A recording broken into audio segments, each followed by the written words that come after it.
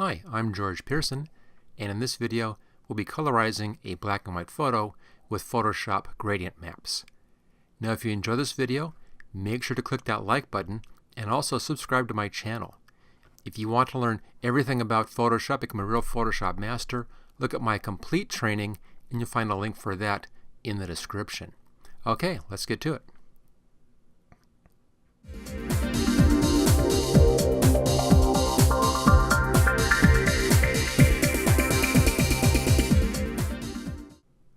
We'll start this Photoshop gradient map video from the original picture. So I'll just close this one down, and here's the original. And let's just fit that to screen. There we go. Now we'll be using two different gradients in here. Very similar gradients, but two different ones giving us a bit of a variation. We'll have one for the face and a slightly different gradient for the background, giving us a bit more interest. So the first thing we need to do is to separate the foreground from the background, and we'll do that with a layer mask, actually two layer masks, one for each gradient. And we'll start that with doing a real quick selection around our figure here. And I'll make the selection using the pen tool right down there. I'll start down here kind of low and just do a couple of clicks just like that. And then clicking just a little drag, just a little click and drag, which will give me curved edges instead of hard corners. And then we'll adjust that as a last step. Now around the eyelash here, I'm just going to come out like that. And we have hair starting in here, so I'll just click just outside of the hair. Right there, just kind of work my way around. I'm not going to worry about those real little kind of wispy pieces. Those really don't matter in this video. So let's kind of come in close. Then take it just outside.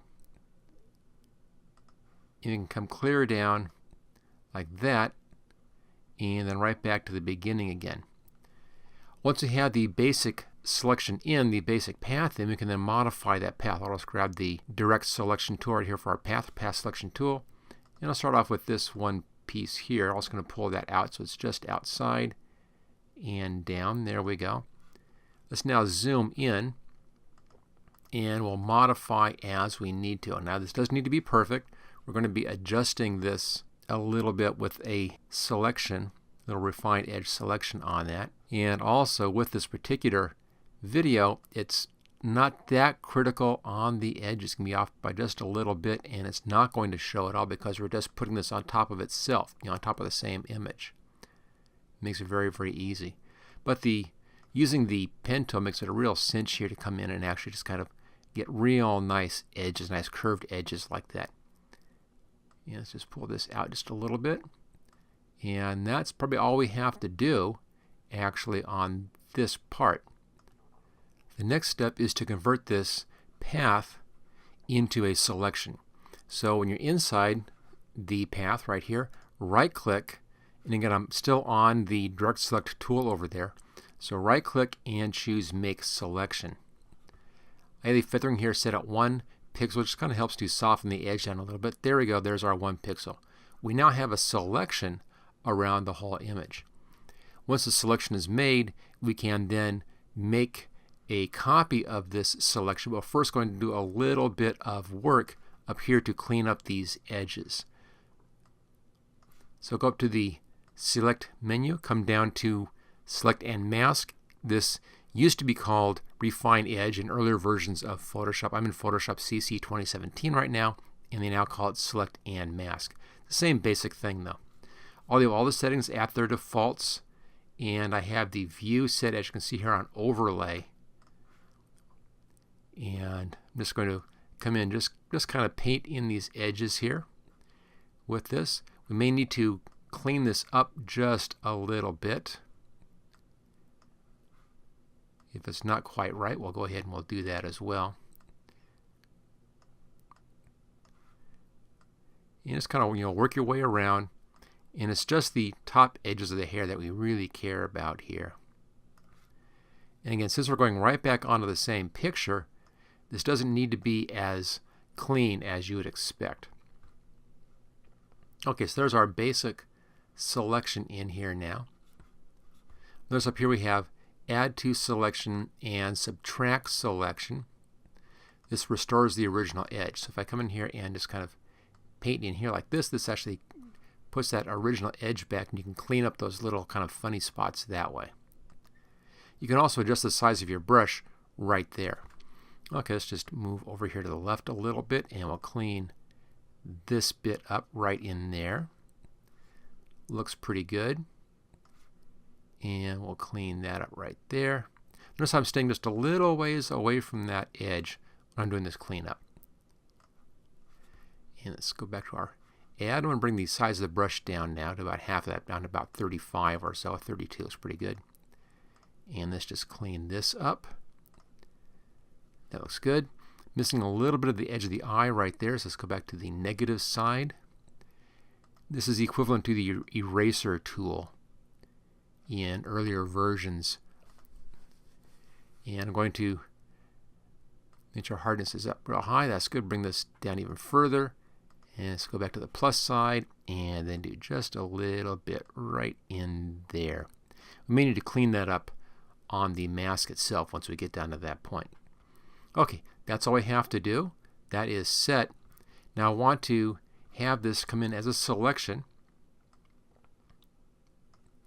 So right down at the bottom, little scroll over here, output to selection, choose OK, and there we go, there's the selection.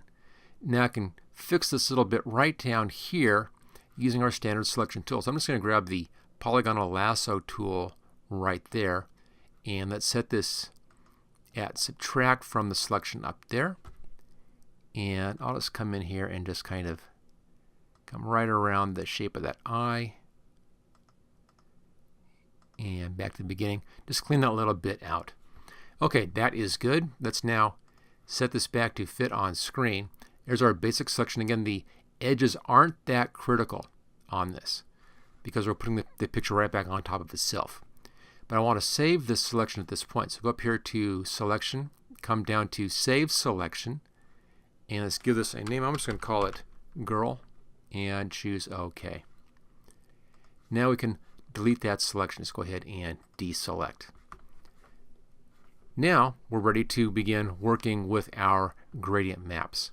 We'll be putting those in as adjustment layers. Go up here to Layer, come down to Adjustment Layer, and way down towards the bottom down there, there's your gradient map.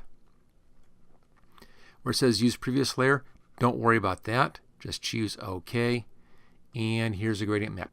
If you click right on the gradient itself, it brings up the gradient editor, and you can see your gradients in here. We can go ahead and just try a few of these.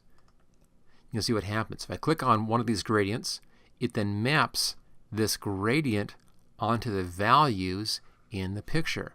Your black values are at the left-hand side, your white values are at the right-hand side, and of course your midtones in the middle. So this is going blues on the blacks and the shadow side. You can see it right in there. Going through reds in your midtones, reds and oranges in the midtones, and then the yellows are your highlights right there. If you want to have a gradient that looks like a natural photograph, make sure that your dark colors are on the left-hand side and your light colors are on the right-hand side. If we do something different like this is dark, light, dark, you get kind of weird, strange looking stuff. Or it's kind of weird, chromy kind of a thing. All kinds of fun stuff you can do with this, real bizarre kinds of gradients. But we want something a bit more subtle than that. So I could be changing this, click on this little icon right here, and you have all kinds of different gradients to choose from. The ones we care about here are the photographic toning gradients right there. Click on that. Choose OK, and this will replace these gradients with those new gradients. Choose OK, and here we go, much more subtle gradients. So we had just some basic colors. Here's kind of black to white. Begin putting in some sepia tones in here, as you can see. Get some very, very nice effects, very subtle effects. And that is the best if you're doing this kind of colorization. You don't want to be going too garish. You just want to have kind of a nice subtle effect in here. Now again, all of these are going dark left-hand side to light right-hand side, so they look like a natural photograph and not like an inverse negative kind of a strange thing. All right, let's do the one for the girl's head in here, for the girl. And the one that I chose for that is way down here, and there it is right there, Sepia Blue 2. That's the one. It's pretty subtle, but it's kind of it has a nice sepia tone, kind of a skin tone in here, flesh tone here. It goes kind of a nice cool on the shadow side. So that's, if you're going clear to the bottom, there you go, clear to the bottom, it's up 1, 2, 3 layers, and it's right there, Sepia Blue 2. And then choose OK. And close that control down. Now this is colorizing the whole image, and I want to separate this into 2 different gradient maps, one for the girl and one for the background, so I can make the background cooler and get more of a separation between the girl's image here and the background, really help the girl kind of to pop out of the image. We'll do that with our layer mask over here. So the way you do this is really actually easy to do. I'm going to right click on the layer mask, delete the layer mask. There we go. I'm still on the gradient map. Go up to select, come down to load selection, and we'll load that selection that we made earlier. Choose OK. That's now loaded, and then just hit the new layer mask button right down here. That makes a layer mask, giving us just the gradient map on just the girl's face. Notice how those edges are fine now. They kind of blend in very, very nicely. You can always clean up those edges if you want to by cleaning up on the layer mask later on. But there we go. So that brings in the girl with her own gradient map. Let's now do the background in there. So do a new gradient map, layer, new adjustment layer, again right down towards the bottom, gradient map. There we go. Don't bother with that. Again, leave that OK. Now it comes in as black. Notice that this is now applying the gradient onto the whole thing. That's fine. We'll fix that in just a minute. Click on the gradient, again bringing up the gradient editor, and the one that we want now is second to last row. Here's our last row, second to last row, fourth in from the right hand side, and it's called Cyan Selenium right there. And it's just a real cool gradient. There's a little bit of warmth in here, just a touch, and it's cool on the top. But it's similar colors to this one. See, this is the one we're using right now, and that's the one we used for her face. They're very, very similar colors. They're kind of flipped just a little bit. So we'll choose that. Now that's colorizing the background, as you can see, but we want to see her face again. Easy to do because we happen to have that layer mask. So I'm going to click on the layer mask, right click, delete the layer mask, back up to our selection, select, come down to load selection, and choose invert this time, and choose OK. Now that selects just the outside instead of the girl. Now if we click on the layer mask button, that gives us that outside selected, and there we have 2 different gradient maps in the same picture. You can see now how the girl really is popping out from the image because you kind of reversed the colors in there, but they're the same kind of colors, the same kind of warmth and the same kind of cyan blues in both, so it looks like it's proper, but she really pops up because we've reversed those colors. Now the last thing I want to do is getting pretty dark back in here, and she's looking a little bit faded in here, so I want to bring out some more interest in her, bring some contrast in. We can do that with another adjustment layer. So come down here, this is the one with the white over the girl's face right there. This is the layer here, the gradient map for the right hand side. Let's do an adjustment layer on this layer. Kind of a fun thing to do. Layer and new adjustment layer. Levels.